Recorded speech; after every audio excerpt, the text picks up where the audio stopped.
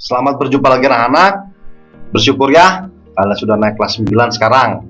Semoga kalian nambah pintar, nambah rajin, nambah baik ya. Sudah tahu kan nama Bapak ya?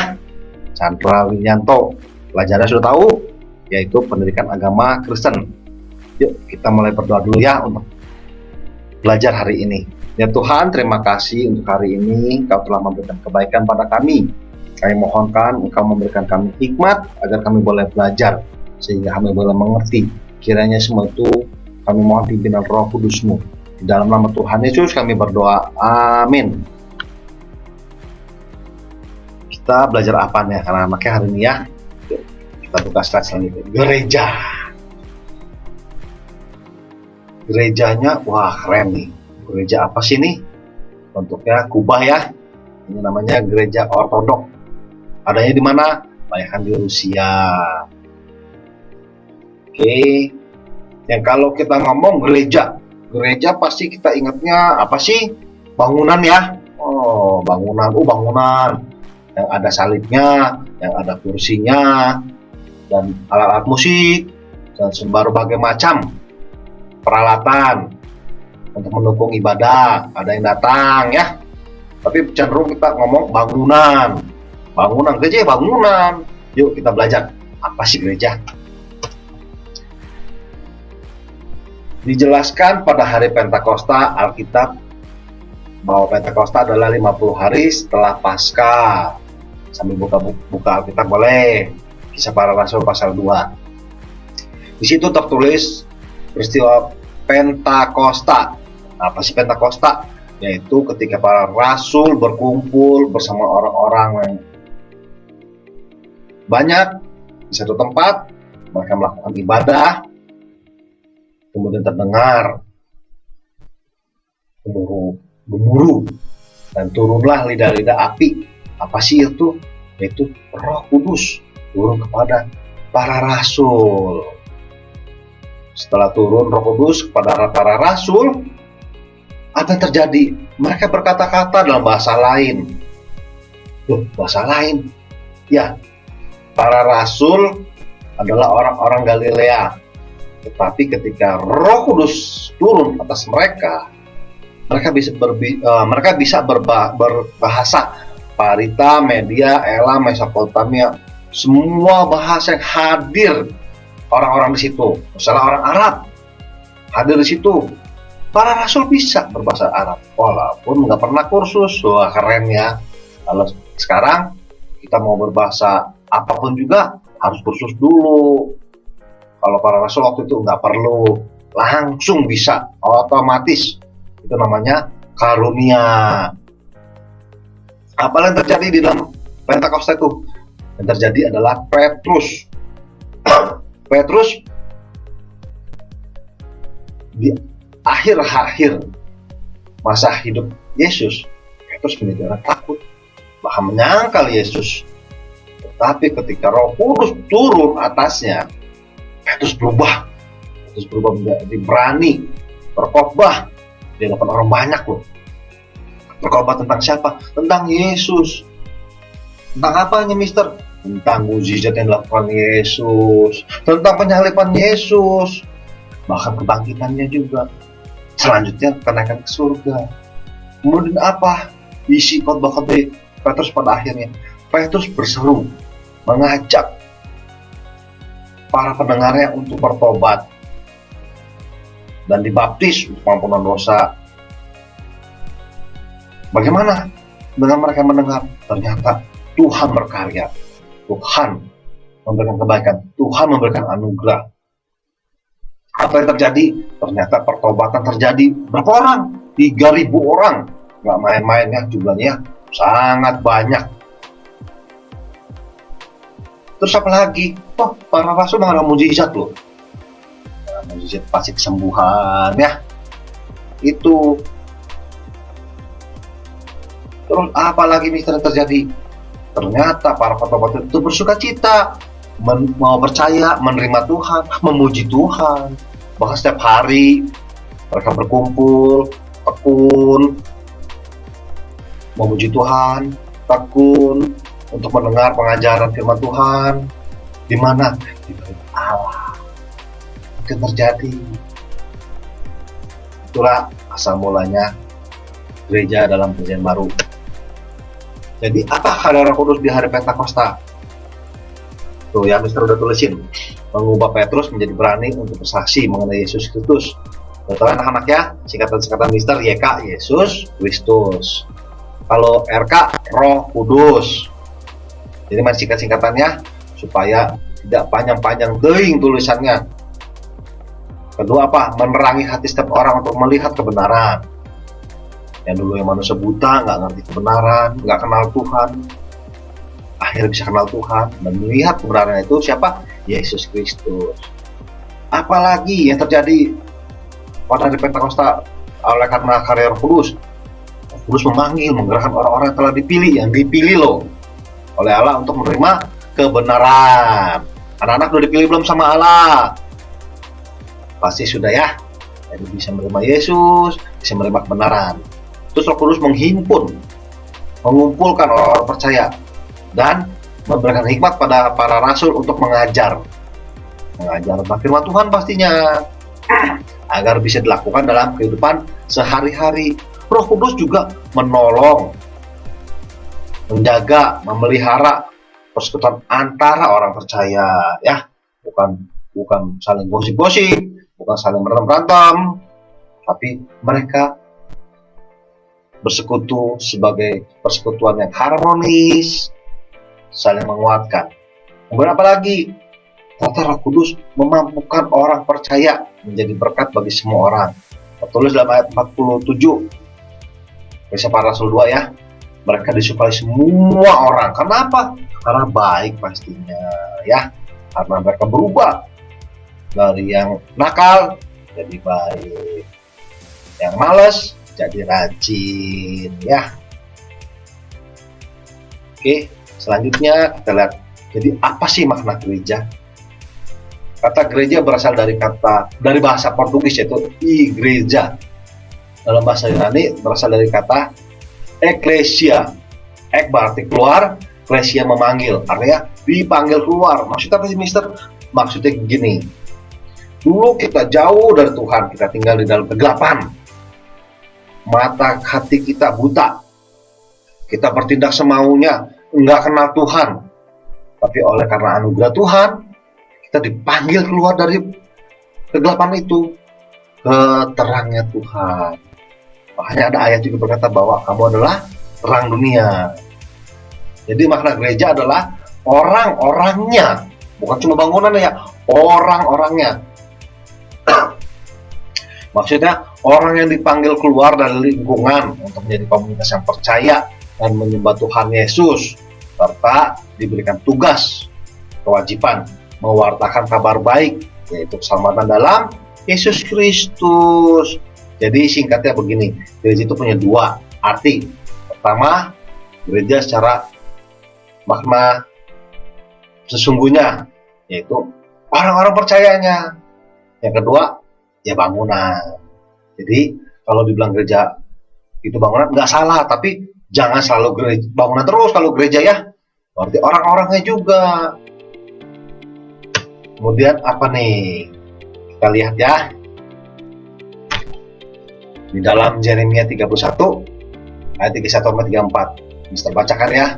Sesungguhnya akan datang pada waktunya, demikianlah firman Tuhan. Aku akan mengarahkan perjanjian baru dengan kaum Israel dan kaum Yehuda. Bukan seperti perjanjian yang telah kuadakan dengan nenek moyang mereka pada waktu aku memegang tangan mereka untuk membawa mereka keluar dari tanah Mesir. Perjanjianku itu telah mereka ingkari, meskipun aku menjadi Tuhan yang berkuasa atas mereka. Demikianlah firman Tuhan. Tetapi beginilah perjanjian yang kuadakan dengan kaum Israel sesudah waktu itu. Demikianlah firman Tuhan. Aku akan menaruh Tauratku dalam batin mereka dan menuliskannya dalam hati mereka. Maka aku akan menjadi Allah mereka dan mereka akan menjadi umatku. Di dalam perjanjian baru tertulis juga yang kira-kira sama, yaitu 2 Korintus 3 ayat 6. Ialah membuat kami juga sanggup menjadi pelayan-pelayan dari suatu perjanjian baru yang tidak terdiri dari hukum yang tertulis tetapi dari roh, sebab hukum yang tertulis mematikan tetapi roh menghidupkan. Ya, artinya apa nih? Kita bahas ya. Artinya seperti ini nih. Jadi dulu itu orang Israel itu diberikan hukum Tuhan di atas dua loh batu. Kemudian diberikan hukum Tuhan melalui surat-surat para nabi. Tapi apa yang terjadi? Nih kita lihat ya. Yang terjadi begini. Umat Israel seringkali gagal menjalani hukum Tuhan sehingga mereka mendapatkan hukuman dari Tuhan. Kalau gagal pasti dapat hukuman, kalau berhasil dapat berkat, kebaikan, perlindungan ya. Nah, bedanya apa dengan orang Kristen? Tadi di dalam PL Yeremia dan PB dalam 2 Korintus, apa bedanya? Orang Kristen diberikan kebaikan, dipimpin oleh RK Roh Kudus ya, Roh Kudus untuk mampu melakukan hukum Tuhan. Jadi nggak ada alasan anak-anak kalau misalnya Mister, saya nggak bisa melakukan firman Tuhan yang begini. Itu harus dipertanyakan. Kamu udah berdoa belum? Minta pimpinan Roh Kudus. Ya, kedua, kamu udah melembutkan hati kamu nggak mau dipimpin Roh Kudus? Kalau semua sudah, pasti mampu melakukan hukum Tuhan. Gambar di atas itu orang Israel ya. Nah, kalau orang Kristennya udah tahu lah kita semua ya. Kedua, apa bedanya? Umat Israel hanya mengetahui hukum Tuhan apabila mereka mendengar pembacaan hukum. Maksud apa sih Mister? Zaman dulu kan kertas susah ya, sedikit dan mahal. Jadi firman Tuhan itu hanya dipegang oleh para imam. Dan juga mereka menganggap bahwa tulisan itu suci, nggak boleh dipegang sama orang biasa. Mereka hanya bisa mendengar saja. Kalau orang Kristen sekarang gimana? Wah, enak sekali zaman sekarang. Orang Kristen dapat tahu hukum Tuhan yang tertulis. Karena apa? Karena kertas sudah murah sekarang, udah banyak. Bahkan sekarang sudah ada file-file dalam komputer, dalam HP. Dan Alkitab sudah diterjemahkan ke dalam banyak bahasa. Jadi nggak perlu susah-susah. Misalnya kita mau belajar tentang firman Tuhan dalam Perjanjian Lama, kita harus belajar Ibrani. Waduh, repotin tanpa. Terus kita mau belajar belajar membaca Perjanjian Baru. Wah, harus belajar Yunani. Enggak, udah ada terjemahan bahasa Indonesia. Bahkan di Indonesia, Alkitab sudah diterjemahkan ke dalam banyak bahasa daerah. Salah satunya bahasa Sunda ada. Terus bedanya apa lagi, Mister? Hukum Tuhan waktu zaman Perjanjian Lama oleh orang Israel dijadikan senjata untuk menghakimi orang lain. Waduh. Merasa diri benar ya, orang lain salah. Jadi jangan anak-anak. Kalau kenapa? Beda.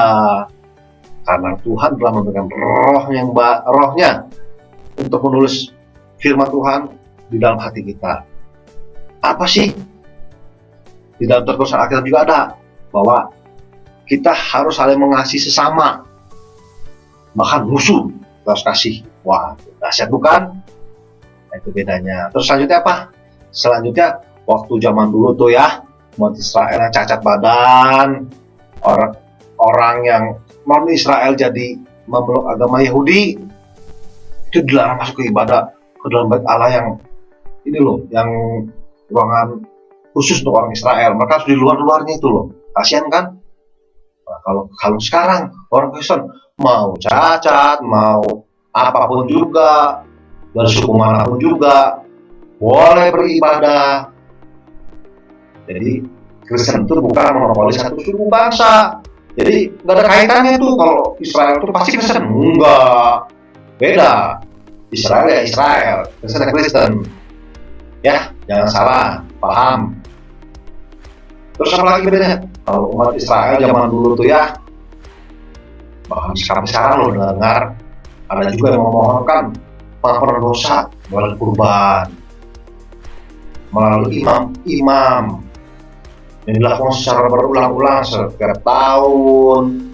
Setiap mau mengakui dosa harus ke sana loh, pada para imam. Kalau Kristen enggak, sekarang lebih enak, langsung ke Tuhan. Ya, masuk ke Tuhan. Dengan apa? Dengan iman percaya. Nggak perlu bawa kayak sama korban lagi. Makanya di Kristen nggak ada persembahan kurban. Terus apa lagi? Orang Israel itu dulu harus ke bait Allah. BA itu bait Allah Mekah, bait Allah pada hari raya tertentu. Meskipun mereka jauh tinggalnya dari Yerusalem, misalnya tinggalnya di Eropa, harus ke Israel, ke Yerusalem untuk ibadah di hari raya tertentu. Orang Kristen nggak perlu, cukup di mana aja bisa, boleh di rumah boleh, di gedung boleh, kita kenal gereja ya, boleh, nggak terbatas. Para Tuhan kita Tuhan yang tidak terbatas, apalagi anak-anak. Oh, bisa saya. Jadi begitu. Jadi gereja adalah orang-orangnya. Yang kedua pengertiannya ada gedung. Yang selanjutnya kita itu orang Kristen berbeda, tidak sama dengan Israel, meskipun perjanjian lama itu banyak diakui oleh orang Israel, tapi itu juga berbeda cara pemahamannya, cara pelaksanaannya ya. Oke anak-anak, ya anak-anak, kita sudah sampai di akhir materi. Seperti biasa akan Bapak tuliskan tugas di akhir materi, kumpulkan via Google Classroom yang disingkat dengan GC. Nah itu pertanyaannya ada 4 ya, silahkan baca sendiri, dan di bawahnya ada tanda bintang. Bagi siswa non-Kristen, kata gereja bisa diganti dengan masjid atau vihara ya. Misalnya kalian beragama Islam, silahkan tuliskan tentang masjid. Kalau yang beragama Buddha, vihara ya. Terus pertanyaan nomor 3 tetap dijawab sesuai dengan pemaparan tadi, materi-materinya ya, yang telah Bapak paparkannya, telah Bapak jelaskan, mengerti. Kiranya Tuhan memberkati. Kita berdoa. Tuhan, hamba mohonkan kiranya Engkau memberkati anak-anak sehingga mereka boleh mengajar dengan baik dan mengumpulkan dengan tepat waktu, dan Tuhan memberkati kehidupan mereka sebagai siswa dan sebagai anak di dalam kehidupan sehari-hari, agar mereka tetap menjadi anak yang baik dan yang berkenan kepadamu, berkenan pada orang tua, dan berkenan pada teman dan semua dalam lingkungan kehidupan mereka. Terpujilah namamu, di dalam nama Tuhan Yesus kami berdoa. Amin.